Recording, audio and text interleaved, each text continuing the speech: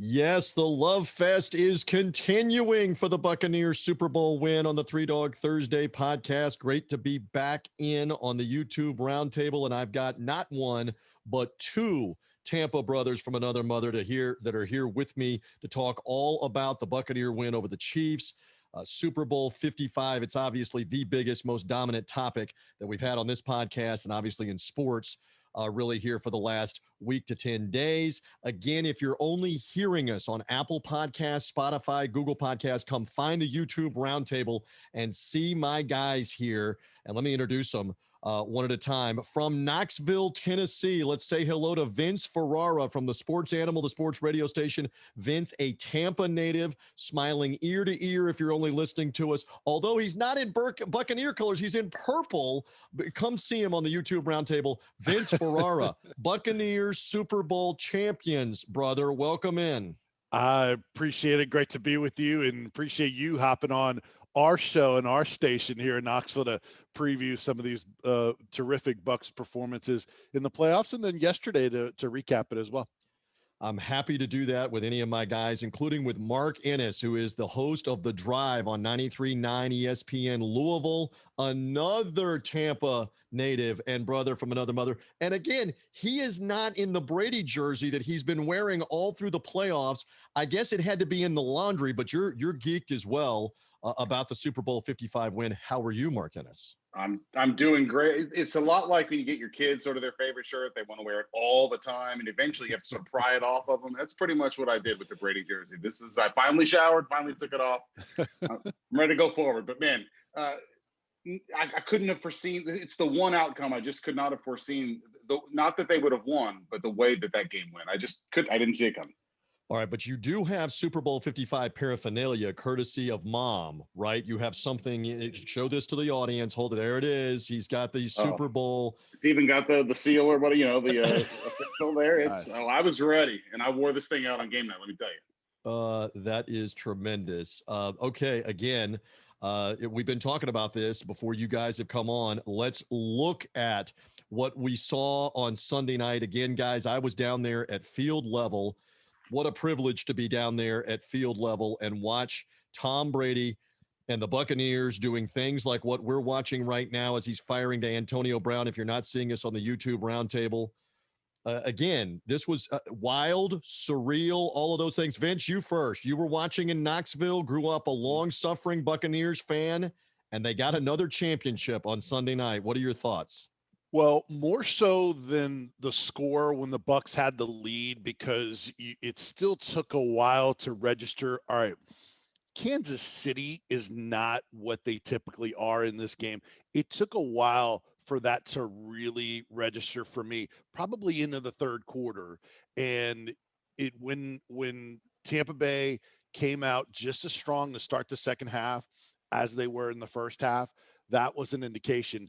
Actually, a bigger indication might have been Tyrann Mathieu, the Honey Badger, and the Kansas City Chiefs not having the poise and patience that really showed in that second quarter. And then Kansas City seemingly panicking in that second quarter, like they weren't going to have very many more possessions.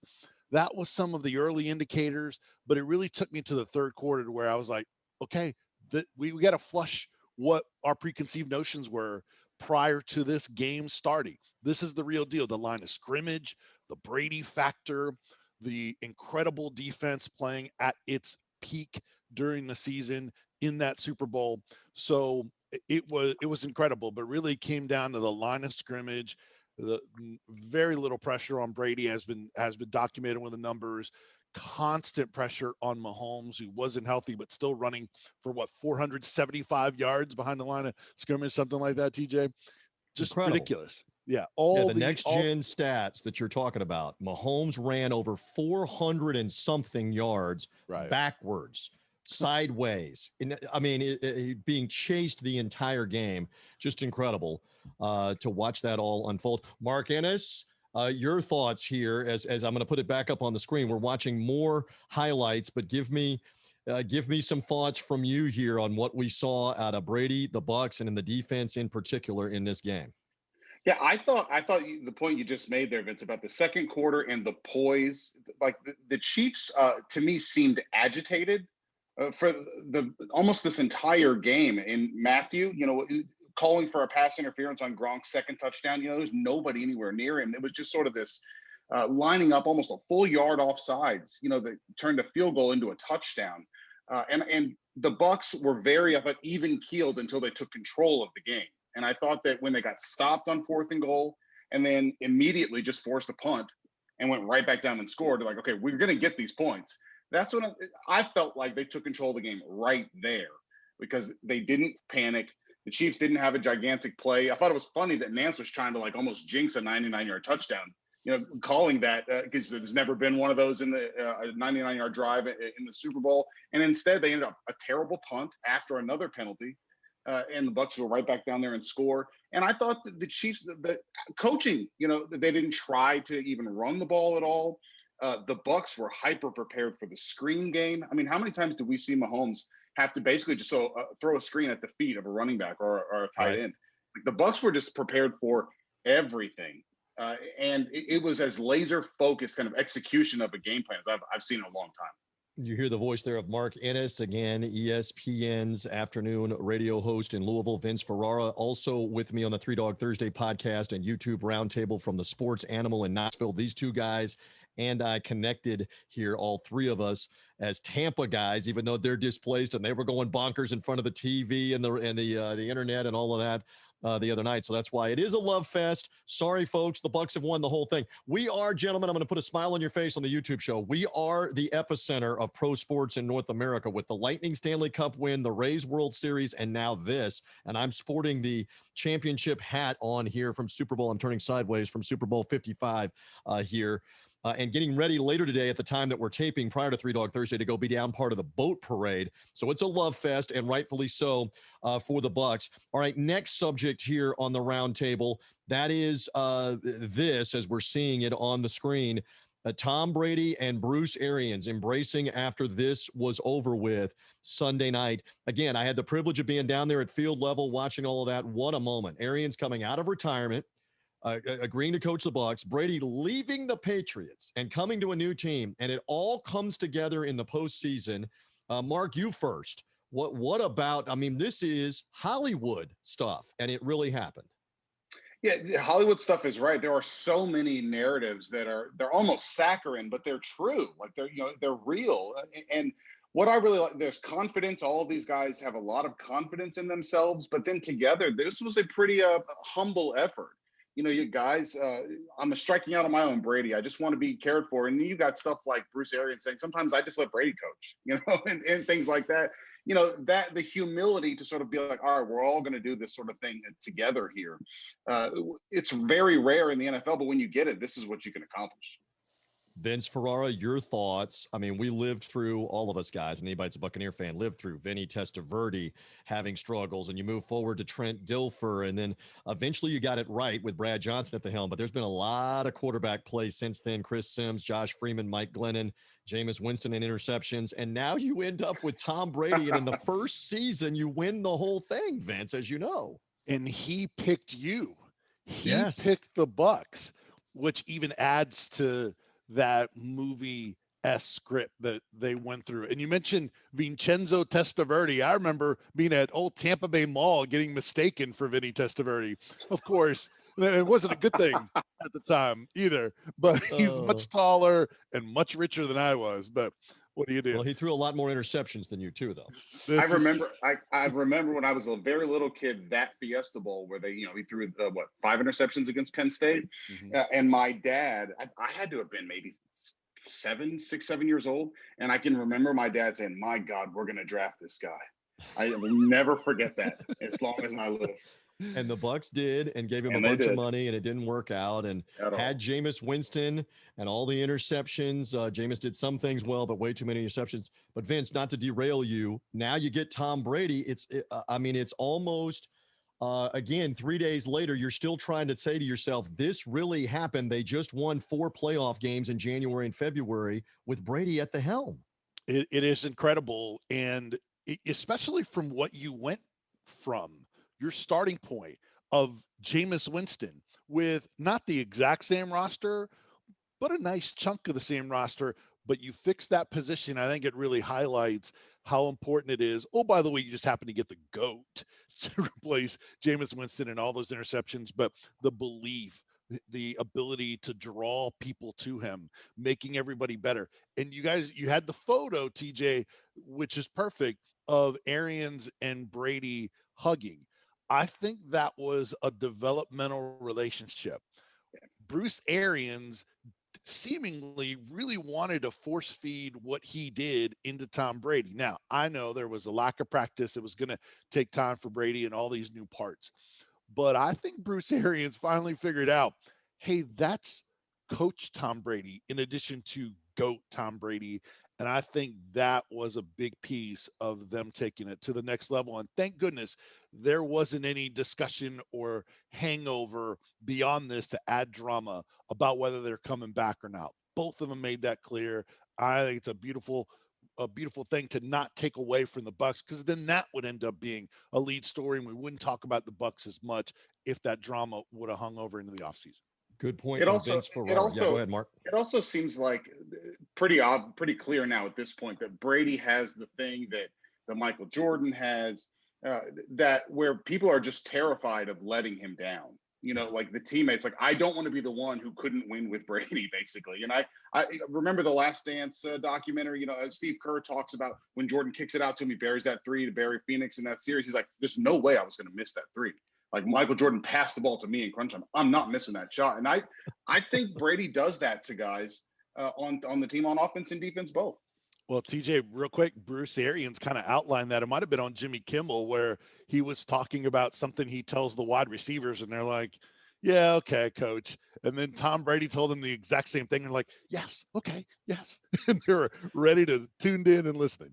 And one more from, again, being able to be down there and get to do post-game interviews. Again, it was a thrill, a broadcasting thrill to be part of the Bucs radio broadcast and get to talk to Cameron Brate, Leonard Fournette after it was over, and Levante David in that setting. And Levante David spoke about the speech before the game from Tom Brady to them about, think about your families. This is for the rest of your life. Think about your teammates, integrity, honor. This is something you will be remembered for forever. Not just good enough to get to this game, but my Lord, from a guy that has won 6 of them, you want to win this game. And it obviously impressed upon them. A few moments left here on the YouTube roundtable, kicking it around with Mark Ennis, again from 93.9 ESPN Louisville, Vince Ferrara, the sports animal, 99.1 FM in Knoxville. They're both Tampa guys. Yes, it's a Buccaneer love fest.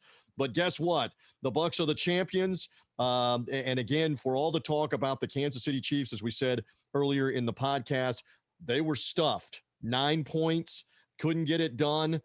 Brady and the offense did the same thing that they did to Green Bay, gave enough of a lead and turned it over to the defense, and the rest is history. And speaking of history, when you win the Super Bowl, we're going to share this on the screen as well for the YouTube audience. When you win in the Super Bowl, you always get to have the obligatory "we're going to Disney World," and so they've been running that ad as we look on the screen here over and over again on TV, on the internet this week. Gronk was at Disney World on Monday. There are the guys screaming, "We're going to Disney World," in the ad. We're going to watch it one more time, and then I have a hilarious TJ story from down at field level at Raymond James Stadium about 30 minutes or so after the game was over with and after the podium celebration, as Brady and Gronk guys were celebrating that. We'll now show it to the YouTube audience. They were about 5 feet from me, and we're looking at the photo. Come find us on YouTube. They were 5 feet from me on the risers with the big boom mic yelling, "We're going to Disney World," over and over again. Mark and Vince, I almost wanted to jump over the wall and jump up on the riser with them and say, "Can I come to Disney World with you?" It was just neat to be down there and to see all of that with the confetti. What a night. What a night that we will not soon forget. But how cool is that the whole Disney World thing happened? Gronk's already been there at the time that we're taping. I think Brady and the family were either there or going to be there after the boat parade in and around here. It's something else in the aftermath to see those different guys celebrating. Bruce Arians celebrating. We haven't mentioned Jason Light, who took a lot of criticism, the GM of the Buccaneers, but being able to put this team together, draft players like Tristan Wirfs, the first-round pick right tackle, who was phenomenal this year. Antoine Winfield, the son of the outstanding NFL DB, played fantastic. Those are Jason Light draft picks. Guys like Chris Godwin, Ronald Jones, those are Jason Light Devin draft White. picks. Yeah, Devin White is another one, is a Jason Light pick. Leonard Fournette, they got him off the waiver wire. Can't say enough about what the front office, the coaching staff, the total package here. Guys, Mark, you first, then Vince. Go ahead. Yeah, Peter Schrager on Good Morning Football a couple of days ago talked about what they were calling, Jason Light was calling Operation Shoeless Joe. And it was, if we build this team, we can convince Tom Brady to come. And it does highlight for you just how important quarterback is. And that it was the defense. It was addressing the offensive line with Wirfs, like you mentioned. You know, they did a tremendous job putting a team together that was by far the most appealing to Brady and really was just missing him. And so, yeah, I think they deserve a ton of credit. And Todd, I would have been fine, by the way, if they'd made Todd Bowles the MVP with this one. I mean, Brady had a great game. Like, don't get me wrong here, but the defensive game plan, execution, the ability for, I mean, Devin, I thought Travis Kelce looked frustrated the entire game because he finally had linebackers that could run with him. Maybe the only time all year. All of that sort of thing. Anybody could have been incredible. If I can interject, it's incredible to say this. He may have had the most inconsequential 9-catch game in a Super Bowl. He did have a couple of third downs, but you looked up and he got some of them in garbage time, 2 or 3 of them in the fourth quarter when the game was decided. But they were knocking the ball away from him over and over again. They were bodying him up, and the Chiefs couldn't get anything going. Tyreek Hill was completely frustrated, bodied up at the line of scrimmage. I mean, the Bucs laid out a blueprint, Vince, maybe for the future here, that if you have a physical defense, you can bother the Chiefs. You can get after Mahomes with a pass rush. Tyreek Hill is not a very big guy. It's now it can be told, it's well known, he doesn't run option routes very well and read defenses very well. He didn't know how to go get himself open on the fly by looking at the defense. That was obvious. And if Mahomes didn't have more than a second to let something develop, it was over the other night. How much do you credit Bowles for all of that, Vince, real quick? Well, big time. And, you know, the NFL is the CCL. It's the copycat league. So everyone else is going to be very aware of what the Bucs are able to do. Now, you have to have the dudes in order to execute that game plan, and the Bucs certainly did. So, yeah, Todd Bowles, I would have been fine with somebody from the defense, even if you couldn't give it to the coordinator. You know, Devin White, Shaq Barrett. I mean, any of those guys, I would have been perfectly fine with getting that MVP. But and that's why the lead was very important to the Bucs. Not that Kansas City on paper couldn't come back, but because the Bucs are able defensively to pin their ears back and get after the quarterback and play from ahead, maintain their balance on offense, take away the balance from Kansas City. So just it played out perfectly. And, you know, it turns out that Kansas City not having their starting tackles and all the movement on the O-line, it mattered. Not just because they were missing, but because of the front seven they were going up against that could make them pay. So just an incredible performance all the way around. And, you know, the drops by Kelce, he had one early and then Tyreek late. I think that was another indication of how frustrated they were. Just beautiful all the way around. And then your moment, that photo, TJ, you talk about Brady telling the players that you will remember this forever. I mean, that's something that no one can take away from you. That's really, really cool. It is really cool stuff. And again, for all the talk about Eric Bieniemy and whether he's going to be a head coach and Andy Reid and who really has all of the reins of the offense and the play calling, they never adjusted in the second half. It was awful. They never adjusted for the lack of pass blocking with extra blockers. It was almost like we don't know what to do. And that was hard to fathom, but that's exactly what happened. We got to get out of here in a moment or two on the YouTube roundtable. Let me promote again for my guys here. You find Mark Ennis. Look at that mug right there, hanging out the drive in Louisville, 93.9 ESPN every afternoon. He has been blowing the Buccaneer bugle for about 3 days and counting now. I'm sure it will continue. Oh, yeah. So again, Mark is right there on 93.9. Theville.com is the site, and 93.9 ESPN in Louisville. Vince Ferrara is in Knoxville, Tennessee. Follow him at Vince Sports. The Sports Animal is the station Vince is on as part of their afternoon show this week. Does a lot of their multimedia stuff. again, covers the Tennessee Vols. We had to be able to knock this out, Mark Ennis, on the YouTube roundtable because Vince is at Tennessee basketball later on. So we had to get this done. I got to be at the boat parade. Vince is covering Vols basketball. If it happens with the Vols, he is all over it. Find Vince right there. And one more time for Mark Ennis, follow him at Mark Ennis. If you're only hearing us, ENNIS. Follow Vince Ferrara at Vince Sports, SPORTS. Check them out on social media. Guys, one more time, the floor is yours. Mark first. Any final thoughts here on the YouTube roundtable with the Buccaneer win? This was some of the best trash talk I've ever seen during and after. Between the Antoine Winfield, giving back the peace sign. Shaq Barrett after the game said he told Andrew Wiley, who was forced to play right tackle for Kansas City in this game, that he was so bad that the Chiefs were going to make him take a train home. That sort of thing. Like the trash talk in this game was stellar, but they earned it, and I enjoyed every second of it. And I've enjoyed talking about it with you guys too. Mark, thank you. And Tom Brady, by the way, wasn't wishing Tyrann Mathieu a happy off season. There was a little trash talk going there too when Mathieu had been pointing, and again, I point this out, Mathieu had been pointing at the Buccaneer bench and running his mouth in the first quarter of the game. I was right there, guys, in the operational zone. You don't go poke the greatest of all time with a stick and not think you're going to get it back on that point one more time. Vince, final thought from you here as we wrap it up on the YouTube roundtable, sir. Yeah, you guys were talking about how terrific the draft picks are, and that's something that I've been mentioning here locally also. It's not just that the players, some of these star players worked out, it's that they picked the right ones. I mean, look at the offensive linemen that were on the table for the Bucs, but they went with Tristan Wirfs, and they made the right move to go get him.